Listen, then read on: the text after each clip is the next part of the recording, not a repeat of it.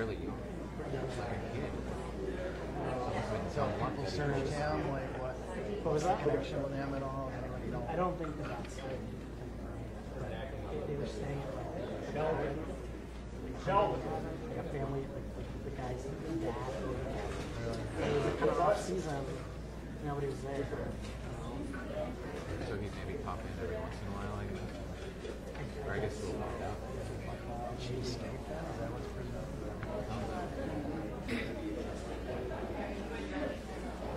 Maybe we should hit him on the head with a cast iron.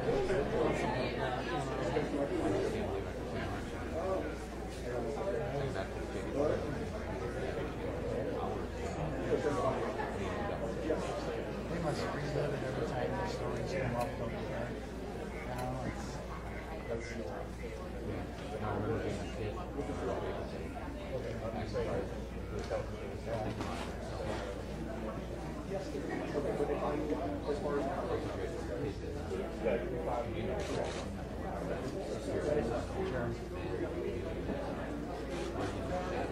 Here they come. A podcast on that story.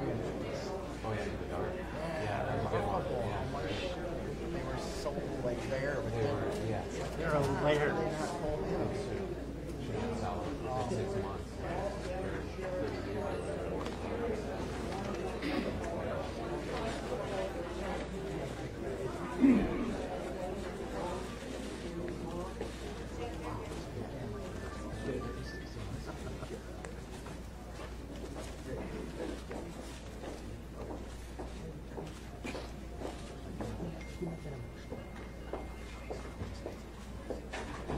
Wow, thank you. Welcome. Excuse me for my voice. Lost it, of course, yesterday. Good morning, and thank you for being here on this amazing day. For 88 days, I have stood before you and said we would work tirelessly to bring Jayme Closs home. Today, I can report we have done just that. At this moment, Jayme is being in the comforting embrace of law enforcement as the investigation in her 3-month ordeal ensues. 88 days ago, we stood before you speaking about the unthinkable tragedy and asked you to help us find 13-year-old Jayme Closs. For 88 days, you called in tips, brought us food, searched arm in arm with us, wrote us notes, and never gave up hope. As the days and weeks wore on, you still continued to call. Law enforcement locally and across the country continued to comb through over 3,500 tips, and the family never gave up hope. Last night, our collective promise was fulfilled with Jayme's safe recovery. Thank you to all. Joining me today, FBI Special Agent Justin Talomeo, Josh Call, Wisconsin Attorney General, Brian O'Keefe from the Wisconsin Department of Criminal Investigation, Barron County District Attorney DA Brian Wright, Douglas County Sheriff Tom Dahlbeck, Captain Nick Wanick from the Wisconsin State Patrol, and Diane Trembley, Superintendent of the Barron School District. Jayme is safe, and the family is requesting that you please respect their privacy at this extremely emotional time. Also, in a few minutes, you'll hear from Superintendent Diane Trembley on a message from the school, and please respect the respect of no media on school property today, please. This case remains a team effort from the beginning, and I'll never be able to thank all the agencies and businesses, individuals that helped on this case with their singular focus to bring Jayme home. Yesterday, there was a lot of confusion with an erroneous social media post about 4:30 p.m. in Walworth County. This was an incident in Walworth County, but in no way had connection to this case as reported on Facebook. Shortly after I posted that Jayme was not involved in the Walworth County incident, my detectives were alerted a 911 call was being given out in Douglas County, responding to a person claiming they had found Jayme. I'm now going to bring up Sheriff Tom Dahlbeck, the Douglas County Sheriff, and he'll address this part of the incident. Sheriff? Thanks, Chris. My agency received a 911 call about 4:30 yesterday afternoon from an individual who was out walking her dog. Said she was approached by a young female claiming to be Jayme Closs. This lady immediately went to a nearby house, notified that neighbor of the claim, and this neighbor called 911, and my deputies responded en masse immediately and identified Jayme as the person that approached the neighbor, took control of her and possession of her, and put her in safekeeping. And a short time later, one of my patrol sergeants happened to find a vehicle that matched the description that Jayme gave my deputies of the suspect, and pulled the vehicle over and took the suspect in custody at that time. Beyond that, Jayme was taken to a local hospital up in the Duluth Superior area, where she was looked over and examined, and she was held overnight for observation. And the suspect was interviewed and subsequently brought back down here to Barron County. That's all I have right now. Thank you, Sheriff Dahlbeck, and thank you, deputies, for the work that they helped in this case. The suspect was arrested and is currently being held in the Barron County Jail. That suspect is Jake Thomas Patterson, Patterson. He is 21 years old, from Gordon, Wisconsin. He is currently being held on 2 counts of first-degree intentional homicide for the murder of Jayme's parents and 1 count of kidnapping. Barron County District Attorney Brian White will give a brief comment next. Thank you, Sheriff Fitzgerald.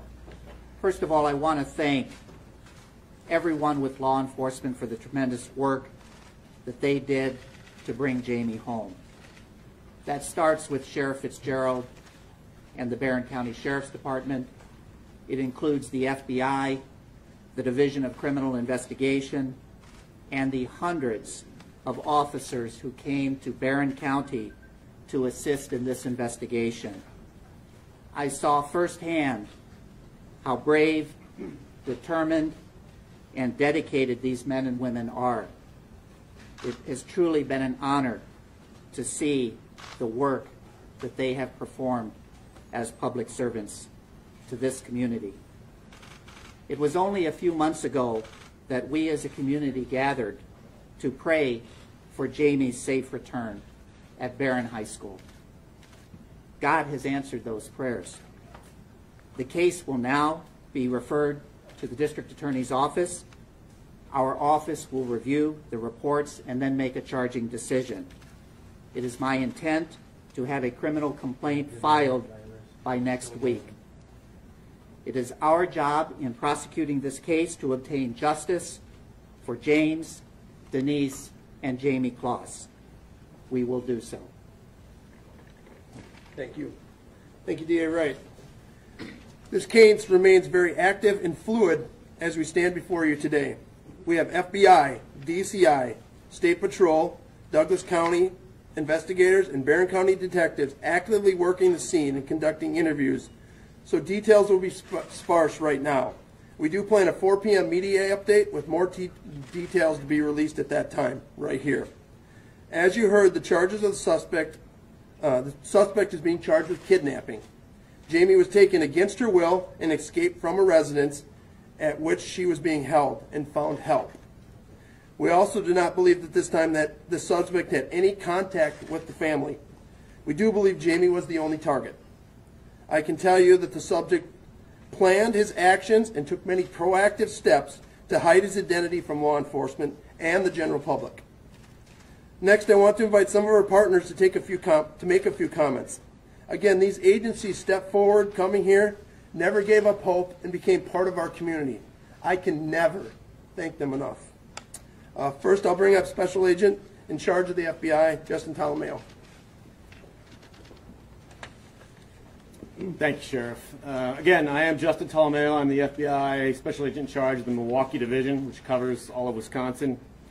We are so pleased to stand here today with our fellow law enforcement partners to celebrate Jayme's recovery. It is an incredible day. As the sheriff said, this case was challenging given the proactive steps the subject took to avoid detection. In cases like this, we often need a big break, and it was Jayme herself who gave us that break. We'd like to thank the citizens who came forward quickly to help save Jayme, and the fast action of the Douglas County Sheriff's Office to bring her home safely. I also want to recognize the tireless efforts of agents, deputies, officers, and staff who spent the past 3 months never giving up on Jayme. This is all the outcome we like to have when a child goes missing. This is all we want to see, and it happened in this case. Thanks again to Jayme's family and the entire community of Barron for never giving up on Jayme. Today we can finally say Jayme Closs is home. Thank you. Thank you. Next, I want to bring up Wisconsin Attorney General Josh Call. Thank you, Sheriff. First, let me thank Sheriff Fitzgerald for his incredible leadership throughout this process. Sheriff, people across Wisconsin, and I suspect across this country, are overjoyed that Jayme is finally safe. This was an effort that involved numerous law enforcement agencies, more than I have time to name. And I want to thank everybody who participated in this investigation. I want to thank everybody in the community who volunteered, who played a role, who supported this investigation, and who supported law enforcement. I want to say that I am incredibly proud of the work that the Department of Justice played in assisting with this investigation. The Department of Justice will continue to assist as needed with the investigation and with the prosecution of this case. So thank you again. Thank you. Next, we'll bring up Wisconsin Department of Criminal Investigation Administrator Brian O'Keefe. Thank you, Sheriff. Good morning. A lot of thank yous today for everybody. And I want to say, first, thank you to the media also for helping out. You guys have been present here, but you have also been a great resource to law enforcement getting the message out regarding Jayme. So that's incredible. Thank you to you. Also want to say thank you to all of our agents, the deputies. We've talked about it. This case had so many technical aspects that were very challenging for law enforcement. And everybody never blinked about putting aside their personal lives to bring a little girl home. And the work that got done is really, I don't think I've seen this much work done on any one case I've been involved in my entire career. And the friendships and the professionalism of all agencies at the local, state, and federal level have just been beyond what anybody could really expect. The FBI brought in resources from all over the country. DOJ had our resources. We're here on the ground today trying to help the community recover. Our victim witness people are up here along with those from the local and federal level. There's a lot of people that are very emotional about the recovery of Jayme. It's a happy thing. But now we have to work on the recovery process, and we've reached out to a lot of professionals to help this young lady and her family as they're reunited, and she goes through a new healing process. So we ask that you just please respect the family today as we try to get this worked through. There'll be time for questions and interviews on that later. But thank you again for everything. Thank you, Brian. Lastly, I want to bring up Barron Superintendent Diane Trimley to talk about the school plans.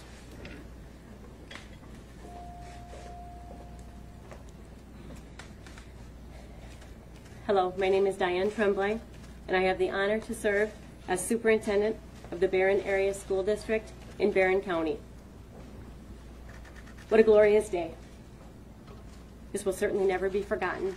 There's so much love and hugs in our district today. It's just insurmountable. Jayme has been found safe and has been reunited with her family and friends. There is truly nothing in the world better than that. Now I would like to take time to address a few of the common questions that have come our way last night and this morning from all of you. What has it been like in the Barron Area School District in the past months? It has been 88 days of hope for her safe return, 88 days of prayers for Jayme, her family, friends, our students, staff, and community, 88 days of holding on to the faith that our authorities would never give up, and they certainly did not. Finally, 88 days of our close-knit community with the same goal in mind, and that was to bring Jayme home and back into our arms. I would like to thank everyone for your overflow of support that continues to come to us from local, state, federal agencies, businesses, families, along with the incredible small town connection that we have We are truly a beautiful family. Most importantly, we want to thank Jayme for being so courageous and for achieving an opportunity to find her way back to us. What an extraordinary young lady. What is the support like in our district was another question that was quite common. The support for our Barron Area School District has been nothing less than exceptional. The teamwork from our administration, our SRO, supervisors, counselors, school psychologists, and faith partners from our district, as well as other neighboring districts, has and continues to successfully address the distinguished needs of our students, teachers, bus drivers, support staff, as well as our entire community. The Department of Justice School Safety Team was the second call I received last evening. It came to me minutes after I received that miraculous call from Sheriff Fitzgerald, who was immediately assessing our needs in the district after he gave me this news. The DOJ Office of School Safety has partnered with us to ensure that our students, staff, and the larger school community receive the support that we need to feel safe during this investigation. The Office of School Safety has provided on-site support to Barron School District in the form of school psychologists trained in crisis response, therapy dogs from the Wausau Police Department, additional school resource officers, and emergency management guidance. The Office of School Safety has also contacted their partner, Safe and Sound Schools, to help us deliver training and provide support to our school community regarding crisis response, trauma, as well as recovery. In addition to the DOJ Office of School Safety, we are also grateful to the Wausau Police Department, Eau Claire Police Department, National Association of School Psychologists, and Safe and Sound Schools. One last question that's been asked that I would like to address. Will our district be holding a celebration or ceremony in the community of any sort? All I can say to that at this time is you better believe it. You better believe it. Jayme, we missed you, and we are so grateful you are home. Thank you. Before I take questions, and we'll have to really, with all of you, we'll get to them, don't worry. I have some thank yous. Again, my thank yous will never be enough. Thank you to Jayme for having the will to survive. Jayme's family for their patience and keeping their faith in us. The people who rescued Jayme yesterday. The Douglas County Sheriff's Office and all their work yesterday. All the law enforcement agencies locally and across the nation that helped us with the tips. The general public for their support of Jayme. From Jayme Facebook groups to businesses that fed us to the posters that went up on semi-trailers around town, everywhere that you guys put posters up. The school, superintendent, teachers, and all the students for their notes and the beautiful tree lighting. The FBI, DCI, State Patrol, and all the other agencies that assisted us. To the members of my team, my command staff, the dispatchers that took all the tips, patrol officers for following up on all the tips, and our detectives as they continue to work in the field today. Lastly, my family for all their support and understanding over the past 3 months. This has been an awesome day, and I can't thank you guys, the media, enough either. I got lots of tips, or a text last night, tips of support, not looking for information, just saying our newsroom is crying with you. That was pretty awesome. It's been a tremendous day. We'll be posting pictures and handing out pictures very shortly of the suspect. We also will email this out. This is the suspect currently in the Barron County Jail. Our PIOs from the FBI will be passing these out, and we will also email that to our press and put it on our Facebook page. So with that, many of us are here, are available to answer questions. Again, let's try to do it in somewhat. Sheriff, yes. Did you or the other sheriff talk to us about Jayme's demeanor, her condition in those moments when she found that neighbor? What does she look like? What does she sound like? And how is she right now? Description about her. I can talk about now. She is good. She's been cleared from the hospital, as Sheriff Delbeck said. There is a reunification process in place going on right now that includes medical, mental evaluations, questioning by detectives and FBI and DCI agents, and then reunification with family. When will that take place, Chris? We're working on, that process is in place right now. Part of that is in place. We hope to have her back here in Barron County this morning or early afternoon. How much do you know right now about what happened to her the last 3 months? Do you know that yet, or still We do not know that. This group behind me does not have that information. This is a very active and fluid case. We are serving search warrants right at this moment in Gordon, in other areas for vehicles, looking for evidence. And again, that we hope to release a lot more of that information at 4 o'clock. Sheriff, you said that Jayme was the target, Yes. not her parents. So That- what interaction, what contact did the suspect have with Jayme before? That's what we're trying to figure out now, but we believe it was we believe there was really none, no contact. Do you know if they knew each other prior to this? I don't know that. We're waiting for that. Again, we think at 4 o'clock we'll be able to release more information about that. Did Jake Patterson have any connection to law enforcement or any criminal history prior to this? Jake Patterson had 0 criminal history locally and 0 criminal history in the state of Wisconsin. Sheriff, you've been working for 8 years. We are not looking for any additional suspects. Was Gordon on your radar before this? Was Gordon on our radar? Gordon was not on our radar. Did they have any idea on a first court appearance? First court appearance? We don't have that yet. That'll be set after we file our criminal complaint. So sometime next week, though. We believe it'll be next week someday, or a day next week. Did Jayme explain how she was able to get away yesterday? She is currently doing that with our detectives now. I do not have that. I just know that she did escape from the home and did find help. On that note, Sheriff, you've been working tirelessly for 88 days to see her escape by herself. What is that like for you? That is the will of a kid to survive. It's the unthinkable. I mean, it's just, you guys understand the fake news that's out there, and you guys get bombarded with it, and we just had it prior to this. I mean, I wasn't done with the first tip about she's not in Walworth County and she's in Douglas County. How can that be? I mean, my head spins, as you guys have seen for the last 88 days. It's amazing the will of that 13-year-old girl to survive and escape. That comes from the hope and the prayers and this community and what everybody did. I think what's very interesting is she was recognized immediately by both the female walking the dog and the people at the house because of the work that we did, the public did, and the media did. I think that can't go untalked about here. I mean, that was remarkable that people recognized her. Just what we wanted to happen, happened. Sheriff, a couple of months ago you sent out a release of a couple of car descriptions. Were those cars, did they end up being tied to this case at all? And my other question is, how did she flee the scene? Was it by car, by foot? Is there any indication? She left by foot the scene, and the suspect has several vehicles. We're currently evaluating those vehicles. Yes.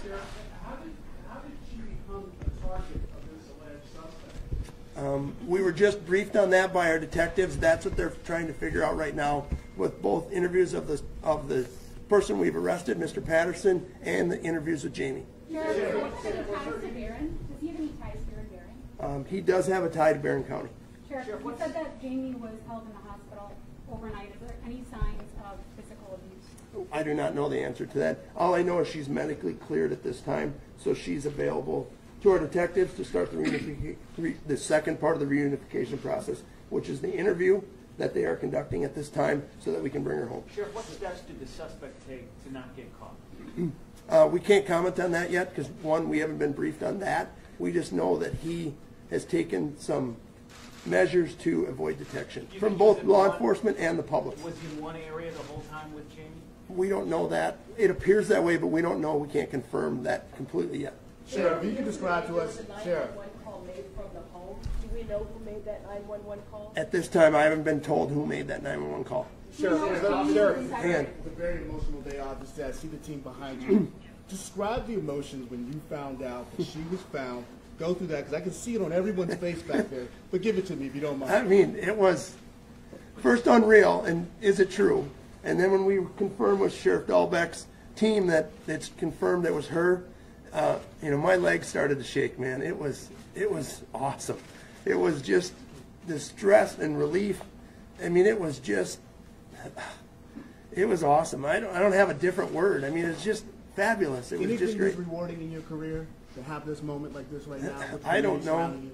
I mean, my wife and kids are here, so I have to be careful. But it was pretty. It ranks right up there. I'll tell you that. And it was awesome to call Diane, to tell the DA, to talk to these guys that have been. They're just not cops. They're part of this community. When Special Agent in Charge Justin Tolomeo said we're part of this community, when Brian O'Keefe's guys come up and they've been part of this community, they've been part of it for 88 days. They didn't come here Monday until noon and come back on Friday. They worked every single day of the week on this case. It was tremendous effort by these people behind me. This is a team, and you guys are part of it. So thank you. Sheriff, was there anyone else in Patterson's home in Gordon when you guys went there yesterday? There was no one else in the home. And where was he arrested? Where he was arrested, I'm going to let Sheriff Dahlbeck answer that because I don't know. Where was he actually? Where'd you pull him over? Where did Mr. Patterson get arrested? He was just down the road from the residence. Did he surrender peacefully? Yes. Was he looking for her? No, I don't believe so. At this point, has he confessed to anything? I'll leave that. He's being to interviewed. Sheriff. I don't know the answer to that. Did Jayme identify the suspect, either from the hospital room or from wherever? Did she identify the suspect that you guys have? I don't know the answer to that question either. Sheriff, does Patterson own the house? I don't know the answer to that question. Does he own the house? And I don't know the answer to that. Do you know if Jayme was inside the home when her parents were killed? Jayme was inside the home when her parents were killed. How she was kept in that house against the rules, she locked up. Don't know that answer. That's what the search warrant is for right now. As we speak, it's being searched. Sheriff, who was your first phone call to? Good question. My chief deputy, because I had to remember. The family's reaction when you told them? The family's reaction, we were able to coordinate efforts on that because we had a reunification plan in place. Excuse me. And we were able to do the family and Lady Smith. Some of that family was at a basketball game here in Barron, and we sent 3 teams out, and I got to tell Jennifer Smith. We had the Rusk County Sheriff and a detective tell the family and Lady Smith, and then my chief deputy did the family that was at the basketball game here. And they were broke down. I mean, it was, because they had heard about the fake news. So they thought we were coming to confirm that. It wasn't her. Don't worry. But when we said she was found safe and alive, tears and lots of hugs. Sheriff, why do you think she was a target? Based on some limited information I have, I believe she was the target. From but her? From our detectives, I don't know how they got that information. Did they have any contact on social media? It doesn't appear to be. Sarah, can you talk about what immediately preceded the abduction? Expand on that. Like, what did the suspect do? He planned his actions, she was a target, so just curious, but you said you didn't think that they had any contact beforehand. Right. So I don't know what he did right afterwards. What he did with Jayme immediately after. I don't know where they went. I don't know if there's a secondary location. That's again what our detectives. Have we recovered a weapon? I don't know that at this time. Sheriff, why did you never lose hope that she was alive? She's a 13-year-old girl, and I'm the sheriff of this county, and my job is to make sure everybody's safe. As these guys all take the same oath, and there was no reason to give up hope. We didn't have any evidence to show that she was injured or that she was hurt at the scene. There was no reason to give up hope. That tree lighting ceremony at the school, those kids believed, and when kids believe, it's easy for adults to believe. At this point, does it appear that Patterson had any mental health issues? I have no idea on that question. Sheriff, tell us more about where she was being held in. This area, the type of home that's there? It's a home in a remote area. That's all I know, outside of Gordon, Wisconsin. Has she been there the entire time, or? We don't know that answer. Sheriff, how long was he planning this out? You said he was planning how you don't have the timeline of how long he planned this? I don't have an answer of how long. How did the suspect know Jayme in the first place? I do not know that answer. Our detectives are figuring that out as we speak. And just to make sure I understood you correctly earlier, he didn't know her parents at all. We don't believe that there was contact there. When you say contact, does that mean physical Yeah, contact? or he any- had any relationship? any- He never had met them? It doesn't appear to be. So you believe he went there with the intention of abducting her and did whatever he had to do so? It appears that way. Did that 911 call pick up any audio that would glean any information? No. Two more questions they sent. Sure, that wasn't the first, but no leads. Why do you think this investigation was so difficult? I think because of the steps he took, what we've been briefed on. Again, I can't comment until we confirm a lot of that thing, because I don't want to tell you something and have to change my story. But it's a remote area. There isn't a lot of houses in that area. You know, he not only concealed his identity from us, it appears he concealed her from other people also, his friends. She existed before all this. I don't know the answer to that. That's the question I want to answer. Was Allison employed and what did he do? He was not employed at this current time. And how far did she have to walk from where she was held to? Do you know, Sheriff, how far she had to walk? No, I don't know that. We don't have that answer. Any connection to Genio? To Genio, no, it doesn't appear to any connection to Genio. She's a brave little girl, but can you tell us anything about what the last 3 months have been like for her? Is there fear in her eyes? I have not seen her, talked to her, and again, that process is taking part. We'll be back at 4 o'clock. Thank you guys all again. Appreciate it.